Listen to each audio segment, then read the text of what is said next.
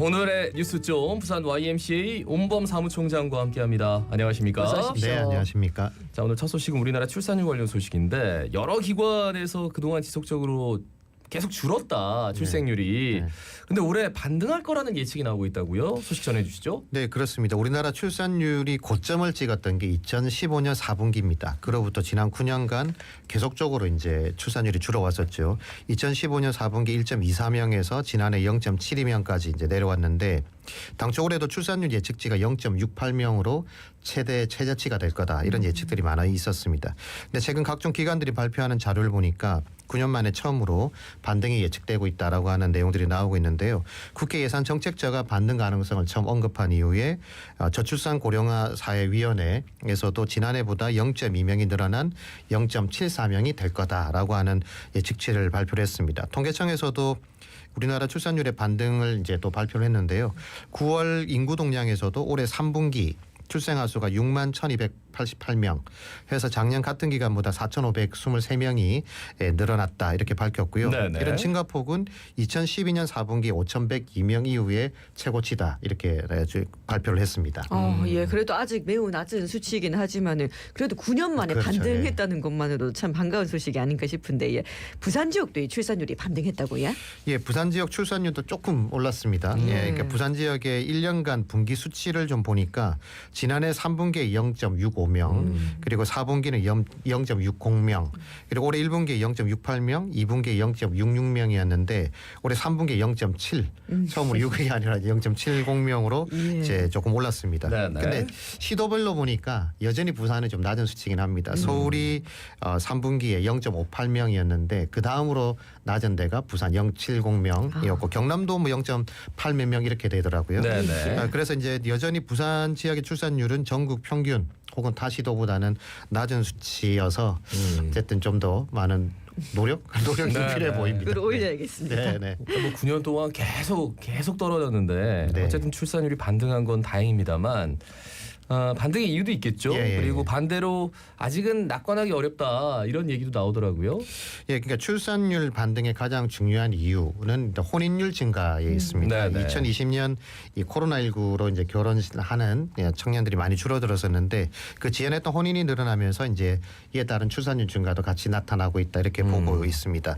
실제 3분기 혼인 건수를 보니까 5만 1,706건이었어요. 그래서 1년 전보다 약 1만 3건이 늘어서 약 30% 정도가 늘었습니다. 굉장히 혼인하는 비율이 이제 늘어난 거죠. 예. 증가율이 역대 최대를 기록했다고 하는데 9월 혼인 건수도 1년 전보다 18.8%인 2,428건이 늘어나 가지고 15,368건이 됐습니다. 9월 누계 혼인 건수도 2019년 이후에 가장 많았다고 하는데요.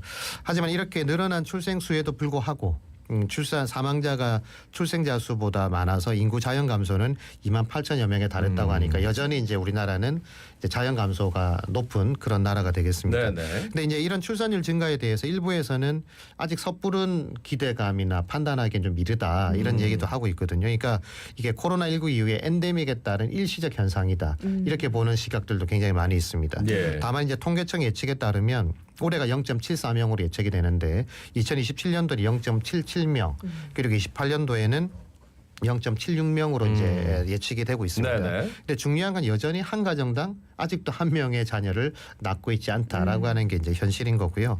정부에서는 이게 저출생 정책덕이다 이렇게 지금 발표를 하고 있고 그러기에는 또 너무 적은 수치 아니냐 0.02명이 늘었는데 이걸 가지고 뭐 물론 반등했으니까 네네. 좋은 현상이긴 합니다만 또 통계청 예측에서 2028년에는 다시 0.76명으로 준다고 돼 있지 않습니까? 네, 그러니까 네. 이렇게 보면 지금은 여기에다가 너무 큰 의미를 부여하는 건 좀 너무 낙관하는 건 좀 쉽지 않다는 거고요.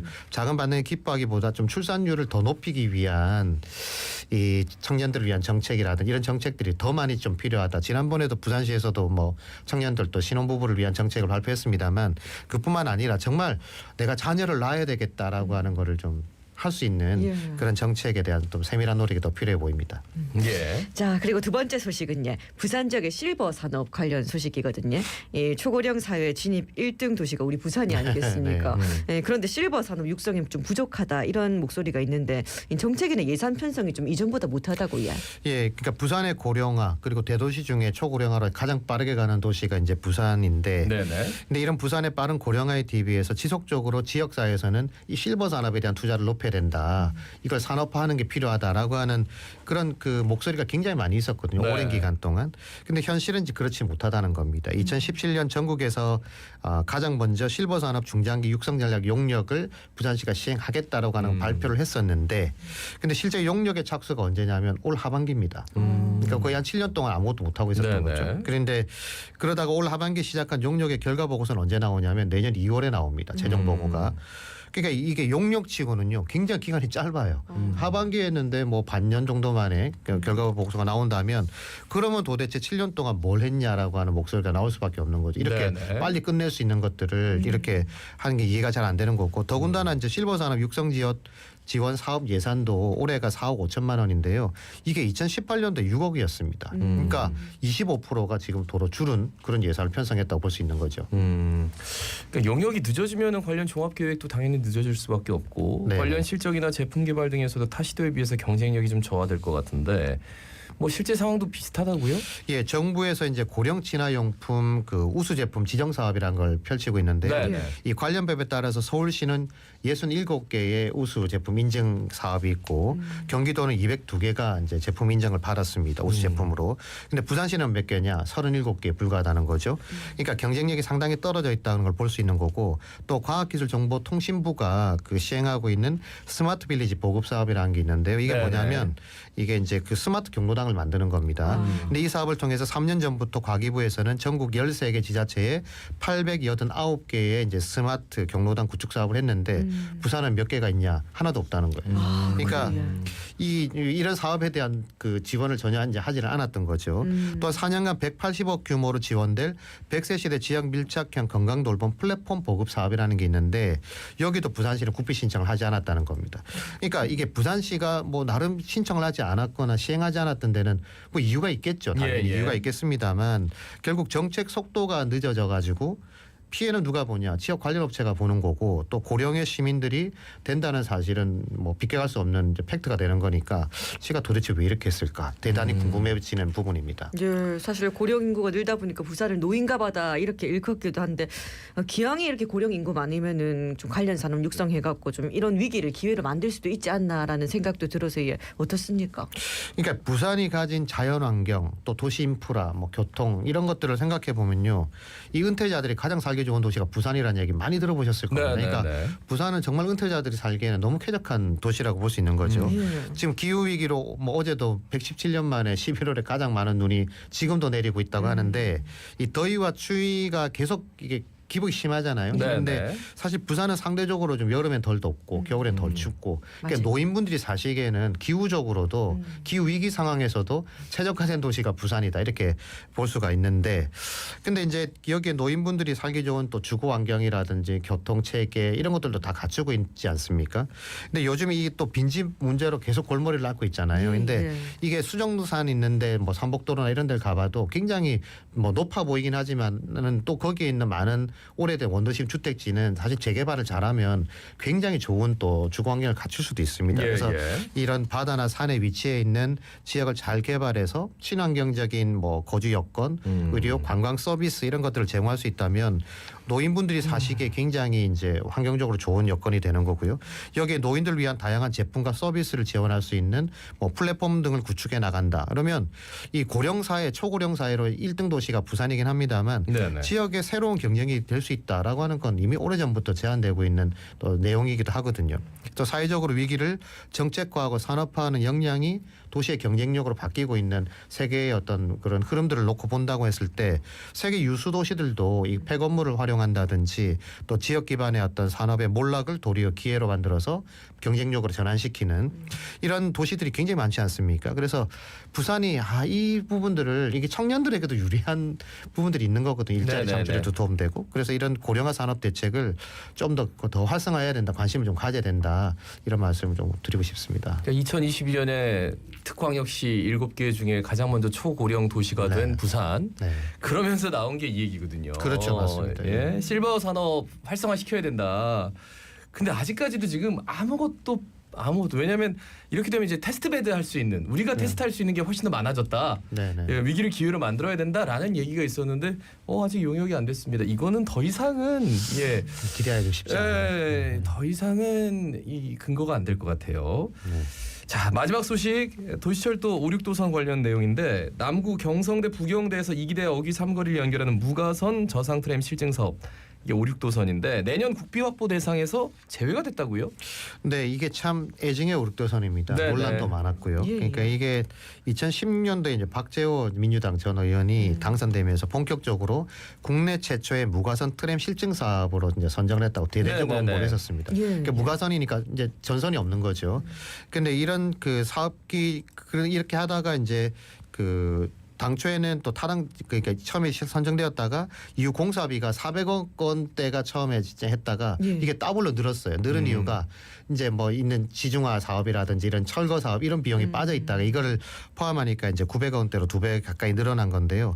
현재는 그래서 타당성 재조사를 받고 있는 상황입니다. 그러니까 금액이 2배 늘었으니까요. 그래서 당초에는 이 사업을 주관하는 철도기술연구원이 국비를 지원받아서 실증 사업을 할 수 있으니까 부산시에 부담이 없다. 이렇게 됐다가 이제 사업비 증액에 따른 부담을 그럼 누가 할 거냐? 이것 때문에 또 부산시가 할 거냐, 국비로 할 거냐, 서로 못 한다 이렇게 해가지고 이제 논란이 빚어왔는데 그럼에도 부산시에서는 5, 6도선의 추진 의지를 계속 유지해 왔었습니다. 우리는 네네. 하겠다. 그리고 최근 여당과의 예산정책 협의에서도 본 사업에 이 타당성 재조사가 통과될 수 있도록 지역에 있는 국회의원들이 노력을 해달라 이렇게 여당이 힘을 써달라 이렇게 요청을 했었거든요. 근데 정작 5, 6도선 건설 관련 국비 요청은 하지 않았다. 이게 이제 이렇게 나온 겁니다. 근데 또 이게 부산시가 2022년과 지난해에도 이 5, 6도선 관련돼 있는 용역비나 이런 것들로 이제 착수 비용으로 30억 원의 국비를 반영했다라는 걸 대대적으로 홍보를 했었어요. 2년 동안요. 예. 네. 국비 확보로 이렇게 네. 홍보를 해왔었는데 그때도 지역 국회의원들이 지원 요청도 했다고 하거든요. 근데 갑자기 지금은 하지 않는다? 시는 이제 이게 당장 되는 건 아니라서 뭐 철도기술연구원에서 해도 된다 이렇게 얘기는 하고 있습니다만 이게 사실 이해가 되지 않는 그런 해명이라고 볼 수 있는 거죠. 예, 그러니까 5, 6도선이 또 실증 사업으로 진행될 때 이게 절반 노선밖에 되지 않아서 예, 좀 예. 처음부터 논란이 많았는데 그래도 2년간 이렇게 국비 확보를 좀 해오다가 이제 또 관련 기관 예산으로 하면 된다. 뭐 이게 네네. 좀 모순된 입장이지 않나라는 생각이 들어서 시민들 입장에서는 불편할 수도 있겠습니다. 그러니까 일부에서는요 이런 얘기도 있습니다. 부산시가 지금 그 트램을 두 가지를 하고 5, 6도선하고 시베이 파크선이라 해가지고 북한 쪽에 가는 선이 있습니다. 그래서 네네. 오히려 이제 이 시베이 파크선에다가 더 주력하는 거 아니냐 이렇게 지금 얘기도 나오고 또 이제 당초 이게 박재호 의원이 어쨌든 실증 사업을 받아온 거다 보니까 이제 이런 부분에서 이제 좀 또 이게 그 총선에서 떨어지다 보니까 좀 힘을 덜 받는 거 아니냐 이런 얘기도 있었거든요. 그래서 말씀한 것처럼 이 노선이 절반에 그쳐서 교통 혼잡을 도리어 유발시킬 거다. 이런 논란도 시작부터 있어 왔던 부분이거든요. 네네. 근데 어쨌든 또 지난 총선에서 박수영 의원도 그 5, 6도선 트램을 8년 동안 못 했는데 이제는 내가 반드시 해결하겠다고 공약을 했던 내용도 있습니다. 그러니까 무엇보다 시가 계속적으로 해오던 사업에 대해서 방향이 만약에 바뀌거나 어떤 내용적인 변화가 생긴다면 이 정책 변화에 대한 명확한 설명과 이해를 시민들에게 구하는 게 당연한 거고요. 물론 시는 지금도 이걸 포기한 게 아니라고 얘기는 하고 있습니다만 그래도 누구나 납득할 수 있는 설명을 하는 게 타당한 태도이지 않겠습니까? 그리고 이것도 저것도 아닌 태도를 취하는 것은 행정이 해야 될 태도는 아니라고 말씀드릴 수 있고 네네. 또 지금 분위기로 설사 이 사업이 타당성 재조사를 통과한다 하더라도 아마 지금 실제 사업까지는 굉장히 오랜 시간이 또 걸릴 그렇죠. 겁니다. 네. 그리고 중요한 것은 이게 실효성이 있느냐의 논란은 계속 있는 사업이고요. 또 처음과 달라진 환경이 있다고 한다면 지금이라도 방향선을 하는 게 저는 오히려 맞다고 봅니다. 방향선을 하고 더 현실적인 정책을 제시하는 게 책임 있는 행정기관의 모습이다. 시의 모습이라고 생각되고요. 어쨌든 8년을 넘어 10년 가까이 되는 기간 동안 주민들에게 희망 고문만 하는 것이 바른 태도이냐. 이 부분에 대해서는 행정이 해서는 안 된다. 그런 이상을 조사는 네. 안 된다. 그런 말씀을 드리고 싶습니다. 그러니까 정치인들은 정치적으로 수사를 날릴 수 있지만 네. 행정은 예산과 정책으로 보여주는 건데 국비 확보 제외됐다. 이거는 그러니까요. 분명히 짚고 넘어가야 될 것 같아요. 네, 맞습니다. 이거 흐지부지 된 거 아니야? 이거 그러니까요. 당연히 얘기할 수 있을 것 충분히 오해할 수 같습니다. 있는 상황이죠. 네. 말씀 잘 들었습니다. 고맙습니다. 고맙습니다. 네, 감사합니다. 예, 부산 YMC 온범 사무총장이었습니다.